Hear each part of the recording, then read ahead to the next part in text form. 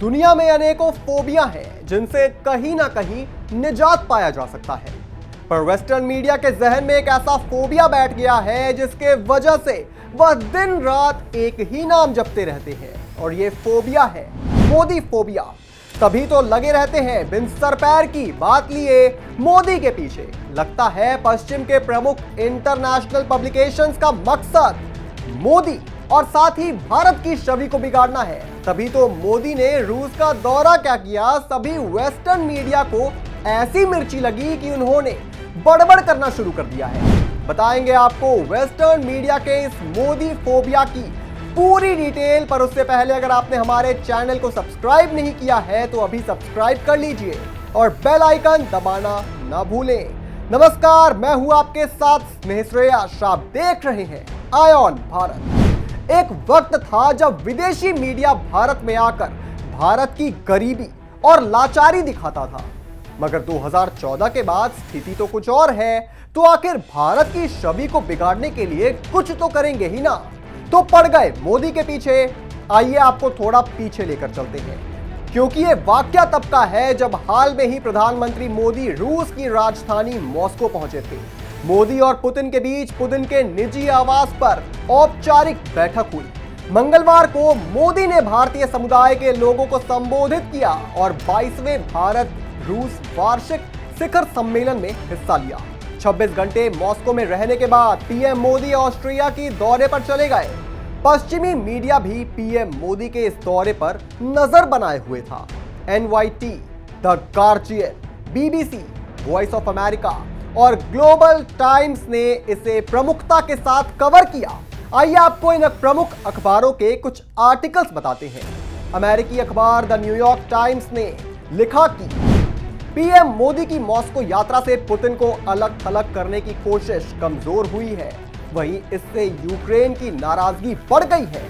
PM Modi की ये यात्रा वास्तविक सच्चाई को दिखाती है। भले ही पश्चिमी देश रूस को कमजोर करने की कोशिश में जुटे हैं, मगर जिस तरह से रूस अन्य देशों से अपने संबंध बना रहा है, इससे उसकी अर्थव्यवस्था और मजबूत हुई है।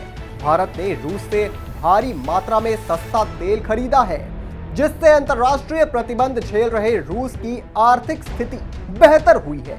रूसी राष्ट्रपति पुतिन के लिए पीएम मोदी का ये दौरा यह दिखाने का तरीका है कि अमेरिका से भारत के मजबूत होते रिश्तों के बावजूद रूस और भारत के बीच गहरा रिश्ता बरकरार है। BBC ने भी इस मोदी के दौरे पर आलोचना की। BBC लिखता है कि नाटो देश जहां यूक्रेन पर मॉस्को की कार्रवाई की कड़ी निंदा करते हैं, वहीं मोदी ने आज तक पुतिन की साफ शब्दों में आलोचना तक नहीं की। पश्चिमी देश रूस को अलग अलग प्रतिबंध लगाकर उसे कमजोर करने की कोशिश कर रहे हैं, मगर पुतिन भारत, चीन जैसे देशों के नेताओं के साथ संबंध मजबूत करने में जुटे हैं। अब ये चर्चा शुरू हो गई है कि क्या मोदी की मौजूदगी पुतिन के लिए फायदे का सौदा हो सकती है। वॉइस ऑफ अमेरिका ने भी मोदी के इस दौरे को कवर करते हुए लिखा कि मोदी इस यात्रा के जरिए यह संदेश देना चाहते हैं कि भारत रूस संबंध महत्वपूर्ण है और रूस चीन के साथ बढ़ती नजदीकियों का उस पर कोई असर नहीं पड़ेगा। यह कोई नई बात नहीं है जब पश्चिमी मीडिया मोदी के पीछे पड़ा है। जब से मोदी भारत के प्रधानमंत्री बने हैं, तब से पश्चिम का एक बड़ा मीडिया ग्रुप मोदी के पीछे पड़ा हुआ है। मोदी को तानाशाह बुलाना तो उनकी पुरानी आदत रही है। कोरोना काल तो आपको याद ही होगा। ब्रिटेन का इंडिपेंडेंट हो या गार्जियन, चीन का ग्लोबल टाइम्स हो या फ्रांस का मॉन्डे, सभी शमशानों में जलती चिताओं की तस्वीर छापकर मोदी पर तंज कसते हुए त्रासदी पर रिपोर्ट या टिप्पणियां छाप रहे थे। एक अखबार ने तो यहां तक लिख दिया कि कोविड महामारी के चलते भारत की हालत उस रात के वक्त सड़क पर खड़े उस जानवर की तरह हो गई है जिसकी आंखों के सामने कार की हेडलाइट चमक रही है और वह समझ नहीं पा रहा कि वह क्या करे। और अब जब पीएम मोदी एक बार फिर प्रधानमंत्री बन गए हैं, तब पश्चिमी मीडिया द्वारा फैलाए गए भारत विरोधी और मोदी विरोधी एजेंडे का फैलना तो लगभग तय था। भारत ने लोकसभा चुनाव के दौरान विदेशी मीडिया को चुनावी प्रक्रिया देखने के लिए आमंत्रित किया था, लेकिन पश्चिमी मीडिया ने मोदी सरकार पर अल्पसंख्यक के प्रति घृणा से भरे हिंदुत्व के एजेंडे को आगे बढ़ाने का अपना रुख जारी रखा। शायद पश्चिमी मीडिया पत्रकारिता का असली मतलब भूल चुका है, क्योंकि एक पत्रकार का मकसद बस यही होता है कि वह निष्पक्षता के साथ जनता को खबरें दिखाए। मगर पश्चिमी मीडिया ने हर बार मोदी के खिलाफ एक तरफा रुख अपनाया।